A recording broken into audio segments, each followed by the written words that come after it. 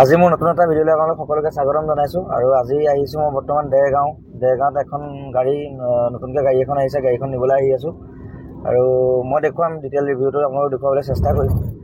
2012 চনৰ হয় Eon Magna plus, mushroom silver কালাৰত আছে গাড়ীখন। খুব ধুনীয়া হৈ আছে, ছেকেণ্ড টপ মডেল।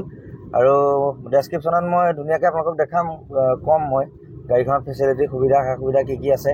আৰু কোনোবা যদি ইণ্টাৰেষ্টেড হয় তেতিয়া মোক ডেছক্ৰিপশ্যনত কণ্টেক্ট নাম্বাৰ দিয়া থাকিব, কণ্টেক্ট কৰিব পাৰিব। আৰু ৰিফাইনেন্স যদি কোনোবাই কৰোঁ বুলি কয় 30% ডাউন পে'মেণ্টত আপোনালোকে ল'ব পাৰিব গাড়ীখন।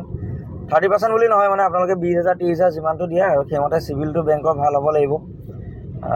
গতিকে আপোনালোকে যোগাযোগ কৰিব আৰু ভিডিঅ'টো আগলৈ চাই থাকক, হৈ যাব। বৰষুণো মানে তামাম দি আছে, ৰাতিপুৱাই নেৰানেপেৰাকৈ বৰষুণ দিয়ে আছে, এৰাই নাই বৰষুণ।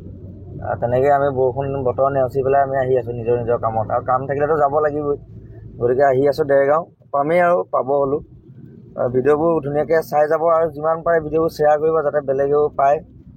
আৰু নতুনকৈ যদি আপোনালোকে পেজটোত যদি নতুনকৈ আহিছে সকলোৱে এটা ফ'ল' কৰি ল'ব। সেইকাৰণে সেই গাড়ীখন আপোনালোকক যিখন কথা কৈছিলোঁ, AS03H 8166, কোনোবা যদি ইণ্টাৰেষ্টেড হৈ ল'ব পাৰিব। খুব ধুনীয়া হৈ আছে গাড়ীখন, লোৱা আমাৰ হৈ গ'ল। এইফালে অকণমান দেখুৱাই আছোঁ। বাকী গাড়ীখনৰ টায়াৰ কণ্ডিশ্যন খুব ধুনীয়া হৈ আছে, খালি অলপ লেতেৰা হৈ আছে। টায়াৰটো আপোনাৰ 50%ৰ ওপৰত টায়াৰ আছে, ধুনীয়া হৈ আছে। আৰু এইফালে অকণমান ভিতৰতো দেখুৱাইছোঁ, ভিতৰটো অলপ দেখুৱাই দিওঁ। কণ্ডিশ্যন খুব ধুনীয়া হৈ আছে, ভিতৰৰ কণ্ডিশ্যনো খুব ধুনীয়া হৈ আছে। আৰু গাড়ীখন আপোনাৰ চলিছে 56,000, জেনুইন চলিছে দেই।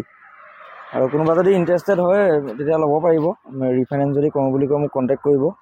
গাড়ীখন অলপ দেখাই দিছোঁ, লেতেৰা হৈ আছে যিহেতু। ৱাশ্বিঙত যেতিয়া দিম তেতিয়া মই আকৌ নতুনকৈ এটা ভিডিঅ' বনাম, খুব ধুনীয়া হৈ যাব আচলতে। গতিকে কণ্ডিশ্যন খুব ধুনীয়া। আৰু কোনোবা যদি ইণ্টাৰেষ্টেড হয় তেতিয়াহ'লে মোক কল কৰিব, আৰু নতুন ভিডিঅ' পাই থাকিব। পেজটো ফ'ল' কৰি ল'ব সকলোৱে। আজিলৈ বাই বাই।